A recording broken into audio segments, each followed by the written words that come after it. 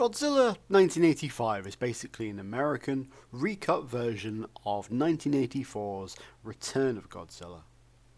This happened with a fair few Godzilla movies over the years, but here something went wrong behind the scenes. Something bad. So was this kaiju-tastic or Atlantic Rim?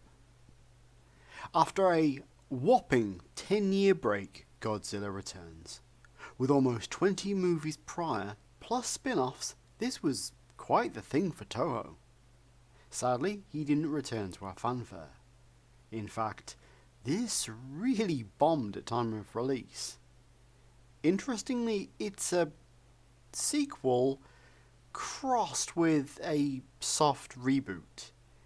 It makes reference to events that took place in the very early movies and clearly is a sequel to them, but at the very same time it ignores the events of the majority of the rest. Yeah. Kind of like that Aliens sequel that we were supposed to be getting a few years ago that would be following straight on from the events of Aliens, ignoring Alien 3 and, what the hell was the fourth one? Insurrection. Yeah, that one.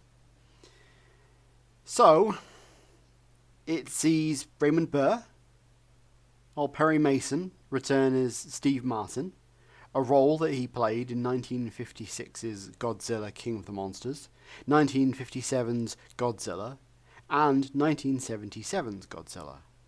So it was fascinating to see him return again after such a long break. So, set 30 years after Godzilla's first rampage, he's back.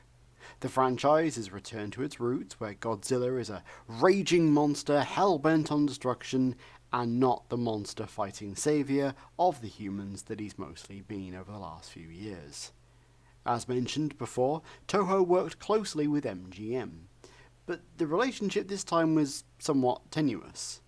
A lot of issues transpired behind the camera, and the end result was them showing clearly in front of it, there were as many problems as behind.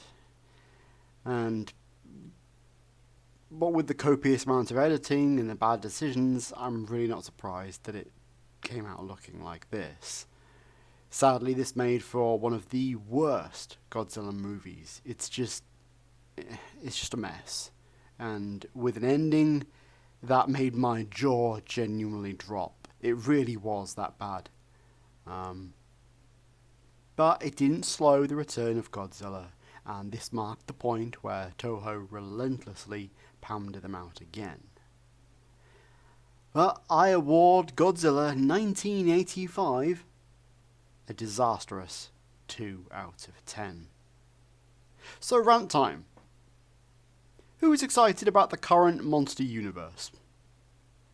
It's kind of hard to be excited since we've only had a couple of movies from it so far, and they're all so far apart.